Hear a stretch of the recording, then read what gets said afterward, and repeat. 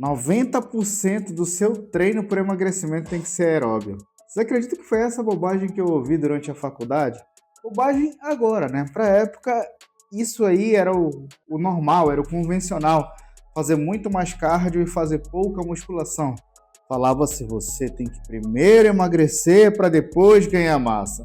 Claro que os estudos foram avançando, fomos ganhando mais conhecimento, adquirindo mais conhecimento, as pesquisas evoluíram e hoje nós sabemos que não é bem assim. Se você tiver que escolher entre um ou outro, opte pela musculação. Mas o que é o melhor para o emagrecimento? Os dois, musculação e cardio. Esse é o terceiro episódio da semana do tratamento da obesidade aqui no Café com Fisiologia.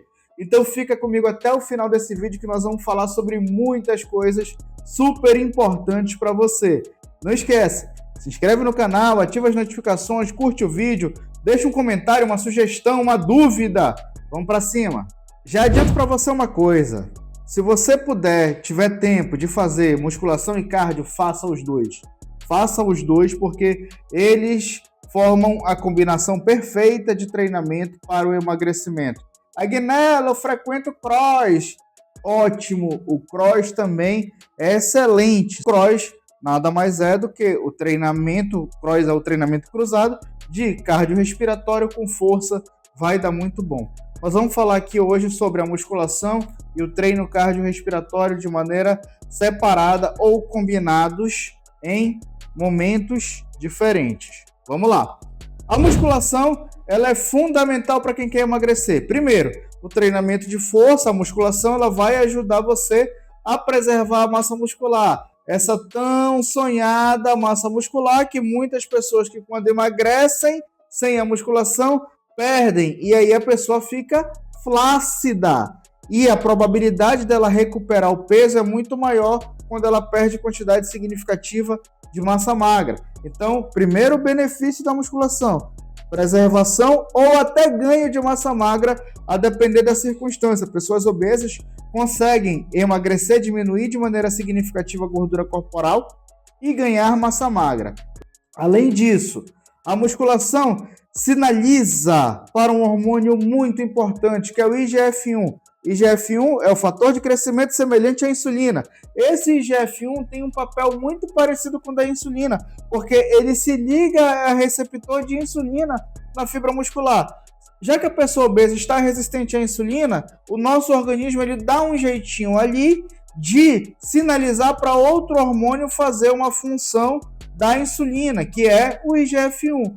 Quando você, então, estimula a atividade muscular, quando você pratica o treinamento de força, aumenta-se a secreção desse IGF-1, o IGF-1 se liga ao receptor de insulina e desencadeia uma cascata de reações que vai culminar com a captação de glicose para dentro do músculo.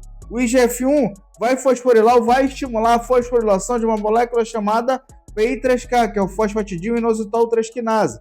Fosfatidil-inositol-trasquinase estimula a atividade da AKT. A AKT tem duas funções muito importantes. A primeira delas, fosforila a mTOR, e essa, por sua vez, vai estimular o início da tradução para a síntese de proteína. Falamos disso na semana passada. Outra função muito importante da AKT, ela sinaliza para o GLUT4, que é um transportador de glicose, fazendo com que esse GLUT4 saia do meio da fibra muscular e vá até a região da membrana da fibra muscular e capte a glicose, joga essa glicose para dentro do músculo. Chega aqui, papai. Então, a glicose, uma vez que ela entrou no músculo, ela não sai mais. Ou ela é utilizada para a produção de energia, a produção de ATP, que vai ser usado na contração muscular, ou essa glicose ela vai ser utilizada na síntese de glicogênio, na formação de glicogênio, que é a forma na qual o nosso músculo estoca glicose. Além disso, o treinamento de força aumenta algo que é, a força. Aumentou a força. Uma pessoa obesa, ela pode sofrer com fraqueza, a musculatura dela muitas vezes sofre com invaginação severa de gordura, de triglicerídeos, e esses triglicerídeos comprometem o desempenho da força. O treinamento de força ele consegue ajudar a reverter isso, e além disso o treinamento ele estimula a síntese de irisina.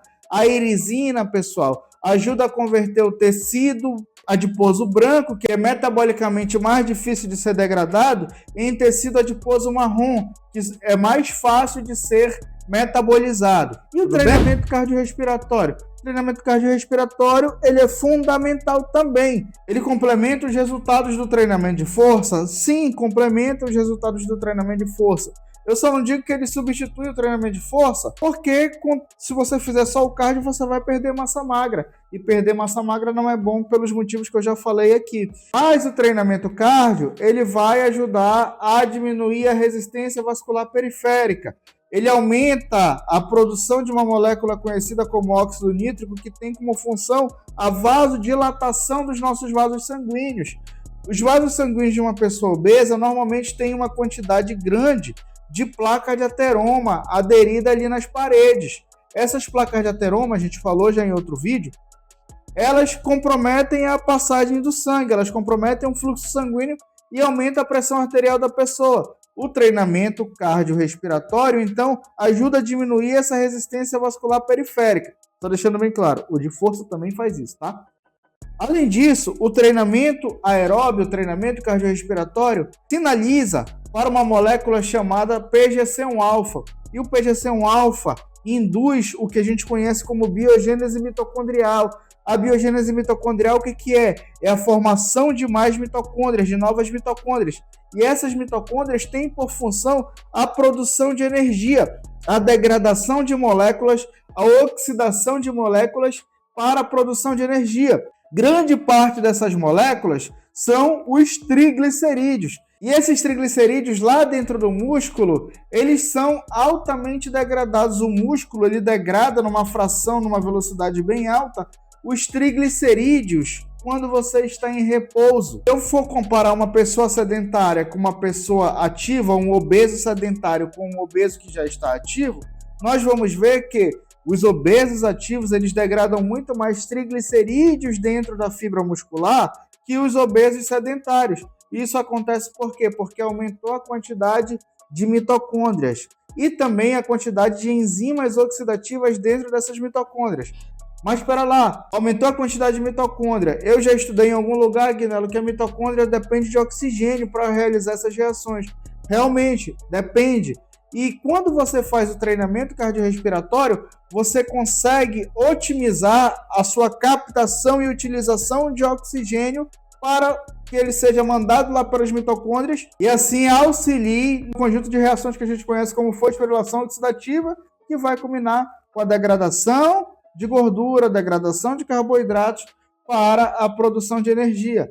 Além disso, a depender da circunstância, da intensidade do treinamento cardiorrespiratório, você também vai aumentar a quantidade de mioglobina. A mioglobina é uma proteína dentro do músculo que transporta oxigênio.